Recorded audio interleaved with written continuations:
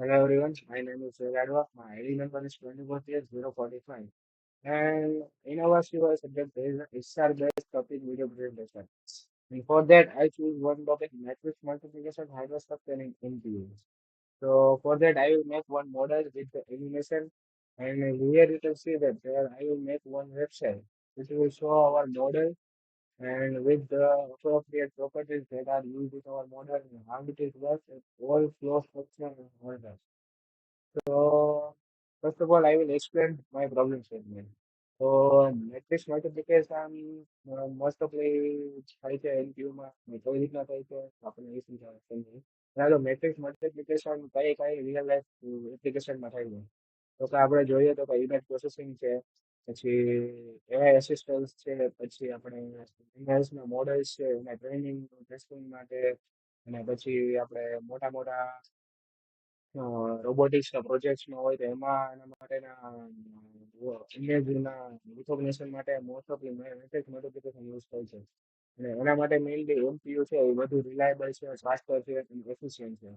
તો હવે matrix multiplication એની અંદર થાય છે કઈ રીતના તો એમાં કેવા રીતના કોમ્પોનેન્ટમાં વેલ્યુ સ્ટોર થાય છે કઈ રીતના થાય છે કઈ રીતના શા માટે એફિશિયન્ટ છે એ હું તમને એક્સપ્લેન કરીશ.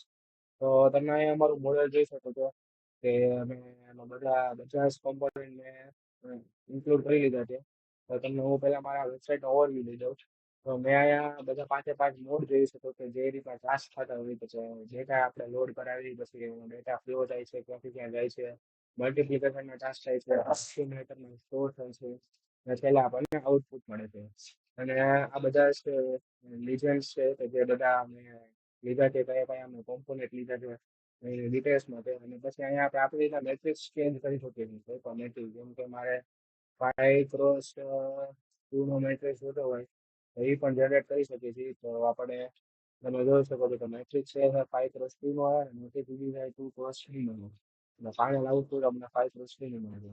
તો એના રીતના આપણે આપણી રીતના મેટ્રિક્સ એડજસ્ટ કરી શકીએ છીએ અને મેટ્રિક્સમાં પણ આપણી રીતના જો કોઈ પણ વેલ્યુ ચેન્જ કરવી હોય તો એ કરી શકીએ છીએ. અને પછી આ તમે નીચે જોઈ શકો તો ક્લોક સાયકલ છે આખો ફ્લો છે કે કેવી રીતે થાય છે કે લોડ ફ્લો મલ્ટીપ્લાય એક્યુમ્યુલેટ અને સ્ટોર અને તમે ઉપર જોઈ શકો છો કે બધું લખેલું છે make unit total operation clock cycle તો એ બધું છેલ્લા તો મેક યુનિટ એટલે તો કેટલા યુનિટ આપણે યુઝ કરીએ છીએ એ બધું. તો હું તમને પહેલા મારા મોડેલમાં કયા કોમ્પોનન્ટ યુઝ કર્યા એ એક્સપ્લેન કરું. તો ફર્સ્ટ ઓફ ઓલ આપણે તો કંટ્રોલ યુનિટ કે જે આખા આખા સ્ટ્રક્ચરને છે એને કંટ્રોલ કરે છે જે સિગ્નલ્સ કંટ્રોલ કરે છે ડેટા જ્યારે ઇનપુટ નો હોય આઉટપુટ નો હોય લોડ સિગ્નલ આપે છે ઇન્ક્રીમેન્ટ સિગ્નલ આપે છે આખા આખા ડેટા ટ્રાન્સફર કરે છે. પછી બીએમએમડી બીએમએમડી શું છે ડાયરેક્ટ મેમરી એક્સેસ એ શું કરે છે તો કે ફર્સ્ટ ઓફ ઓલ આપણા જે ડેટા હોય એ મેઇન મેમરીમાં હોય તો મેઇન મેમરીમાંથી આપણે બફર મેમરીમાં લગાવવા માટે બીએમએનએમ યુઝ થાય છે. પછી ફર્સ્ટ ઓફ ઓલ આપણે વેઇટેડ બફર શું કરે છે તો મેઇન મેમરીમાંથી ડેટા બફરમાં આવે. પછી આવે ઇનપુટ એક્ટિવેશન શું કરે તો કે મેટ્રિક્સ એ છે જે આપણે લીધો હોય એ વેઇટેડ બફરમાંથી ઇનપુટ એક્ટિવેશનમાં આવે અને એમાં સ્ટોર થાય છે. બાયસ રજિસ્ટર શું કરે તો કે મેમરીમાંથી એવા કોન્સ્ટન્ટ વેલ્યુ સ્ટોર કરે તો જ્યારે કોઈ પણ આપણે મલ્ટિપ્લિકેશન કોઈ પણ કોન્સ્ટન્ટ વેલ્યુ એડ કરવી હોય તો બાયસ રજિસ્ટર એ વેલ્યુ સ્ટોર કરે ને જ્યારે મલ્ટિપ્લિકેશનના ઓપરેશન થતા હોય ત્યારે એ એમાં એડ થઈ જાય ત્યારે પણ એમાં જરૂર હોય ત્યારે. પછી આવશે વેઇટ એસરન વેઇટેડ સ્ટેટિક રન શું કરે તો કે જ્યારે બીજો મેટ્રિક્સ છે વેઇટ મેટ્રિક્સ જી તો એ પેલા બફર માંથી જશે વેઇટ સ્ટેટિક રનમાં અને પછી આવશે મેટ્રિક્સ એ મેટ્રિક્સ ફોર્મમાં આખા મેટ્રિક્સ બીને સ્ટોર કરે છે. પછી અહીંયા આપણે જોઈ શકીએ છીએ કે એક આપણો મેક યુનિટ છે. આ મેક યુનિટ શું છે તો કે MAC it means multiplication accumulator unit એ શું કરશે તો કે મલ્ટિપ્લિકેશન અને એડિશનના ટાસ્ક કરશે અને એ બધા ટાસ્ક પેરેલલી કરશે. અહીંયા આપણે બધા એકારે તમે જોઈ શકો છો કે ઘણા બધા મેક યુનિટ છે અને જ્યારે ડેટા ઇનપુટ એક્ટિવેશન અને વેઇટમાંથી આમાં આવે છે પેરેલલી તો એ એના મલ્ટિપ્લિકેશન એડિશનના ટાસ્ક કરવું છે. પછી હવે એ ટાસ્ક થઈ ગયું તો હવે કારણ કે આમાં પેરેલલ ટાસ્ક કર્યું તો પહેલા મલ્ટિપ્લિકેશન થાય તો હવે મલ્ટિપ્લિકેશનમાં આઉટપુટ પણ સ્ટોર થશે તો કે પાર્શિયલ સમ બફર પાર્શિયલ સમ બફર છે જે પાર્શિયલી જે આઉટપુટ આવે સ્ટોર કરશે અને છેલ્લે બધાનો સમ કરીને મેઇન આઉટપુટમાં આપણને દેખાડશે અને જે આના માટે છે આઉટપુટ બફર. હવે હું તમને એક આખે આખું ઓવરવ્યુ આપી દઉં કે કેવી રીતના ફ્લો જાય છે તો તમે જોઈ શકો છો.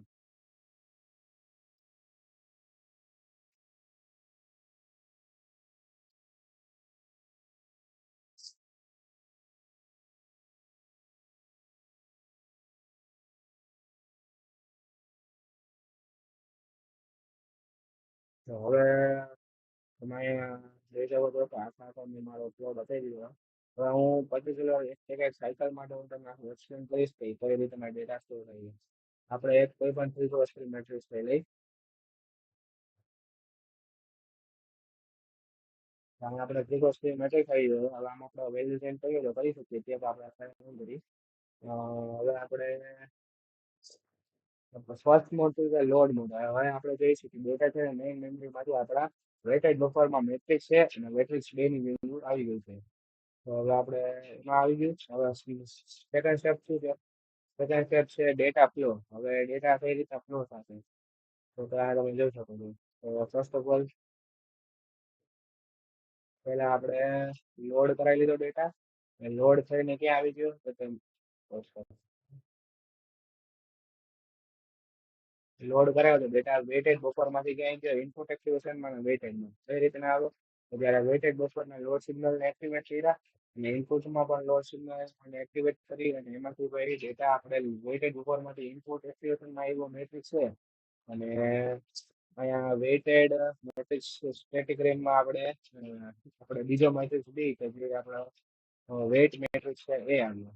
હવે નેક્સ્ટ સ્ટેપ છે કે હવે ડેટા ફ્લો. હવે આ બેમાં ડેટા આવી ગયો તો હવે ડેટા જશે કેમાં જશે તો નેટ યુનિટમાં. તો નેટ યુનિટમાં બધો ડેટા આવે છે. તો નેટ યુનિટમાં આપણે ડેટા આવી ગયો જેમ કે કોઈ પણ આપણે ટાસ્ક કરવાનું હોય તો રો આ પેલી રો છે એના સાથે મેટ્રિક્સ બીની પહેલી કોલમ આવે મલ્ટીપ્લિકેશન વાળો ડેટા આવી ગયો. પછી એવી જ રીતના બીજી રો નો કોલમ આવી ગયો. એવી રીતના નેટમાં આવી ગયો. હવે મોડ નેક્સ્ટ સ્ટેપ છે મલ્ટીપ્લિકેશન.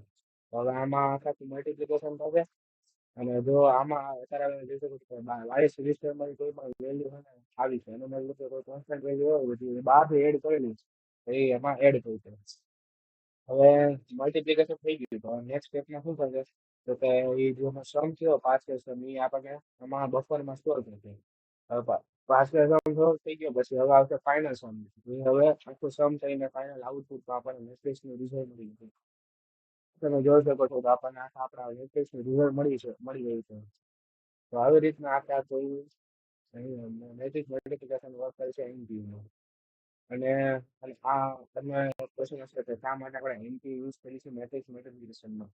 એનું રીઝન એમ છે કે એનપીયુ છે એ સીપીયુ અને જીપીયુ કરતા ફાસ્ટર છે, રિલાયબલ છે અને વધુ એક્યુરેટ છે. જ્યારે સીપીયુ છે ને આ બધા ટાસ્ક સિક્વન્સલી કરે છે, એક સિક્વન્સમાં કરે છે. એના માટે ટાઈમ પણ વધારે લાગે છે. અને જ્યારે જીપીયુ છે એ મોટા ટાસ્ક માટે કેપેબલ નથી. એટલે મોસ્ટ કોમનલી આપણે એનપીયુ જ વધારે પડતું યુઝ કરે છે કારણ કે એ બધા ટાસ્ક પેરેલલ કરી શકે છે. અને તમે જોઈ શકો છો કે નેટ યુનિટ આપણને 12 યુઝ કરાય એનો મતલબ અત્યારે 12 નેટ યુનિટ છે ને એ પેરેલલી વર્ક કરે છે આખા પ્રોસેસનું કમ્પ્લીટ કરવા માટે. ને 20